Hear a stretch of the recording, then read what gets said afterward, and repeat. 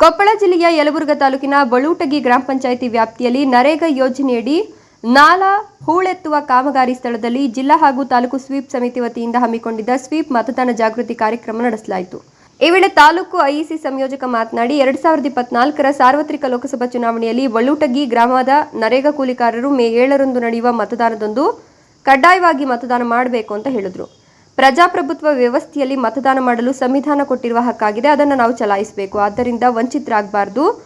ಎಲ್ಲರೂ ಮತದಾನ ಮಾಡಿ 100% ಮತದಾನ ಮಾಡಿ ಅಂತ ಹೇಳಿದರು. ಗ್ರಾಮ ಪಂಚಾಯಿತಿ ಪಿಡಿಒ ಎಂಡಿ ಫಯಾಜ್ ಮಾತನಾಡಿ 2024-25ನೇ ಸಾಲಿನ ನರೇಗಾ ಯೋಜನೆಯಡಿ ಸಾಮೂಹಿಕ ಕೆಲಸ ಆರಂಭಿಸಲಾಗಿದೆ.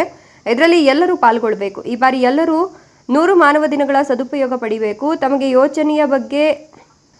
ಯೋಜನೆಯ ಬಗ್ಗೆ ಏನಾದರೂ ಸಮಸ್ಯೆಗಳು ಇದ್ದರೆ ನರೇಗಾ ಯೋಜನೆಯ ಏಕೀಕೃತ ಸಹಾಯವಾಣಿಗೆ ದೂರು ಅಥವಾ ಕೆಲಸದ ಬೇಡಿಕೆಗಾಗಿ ಕರೆ ಮಾಡಬಹುದು ಅಂತ ಸಲಹೆ ಕೊಟ್ಟರು.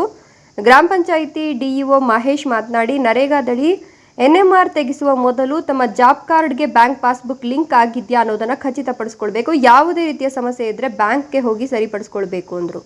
ಕಾಮಗಾರಿ ಸ್ಥಳದಲ್ಲಿ 200ಕ್ಕೂ ಹೆಚ್ಚು ಅಕುಶಲ ಕೂಲಿ ಕಾರ್ಮಿಕರಿದ್ದರು. ಸ್ವೀಪ್ ಮತದಾನದ ಪ್ರತಿಜ್ಞಾ ವಿಧಿಯನ್ನು ಸ್ವೀಕರಿಸಿದ್ರು. ಈ ವೇಳೆ BFT ಶರೀಫ್, ಕಾಯಕ ಮಿತ್ರರಾದ ವಿದ್ಯಾ ಗಾಣಿಗೇರ, ಕಾಯಕ ಬಂಧುಗಳು, ಅಕುಶಲ ಕೂಲಿ ಕಾರ್ಮಿಕರು ಹಾಜರಿದ್ದರು.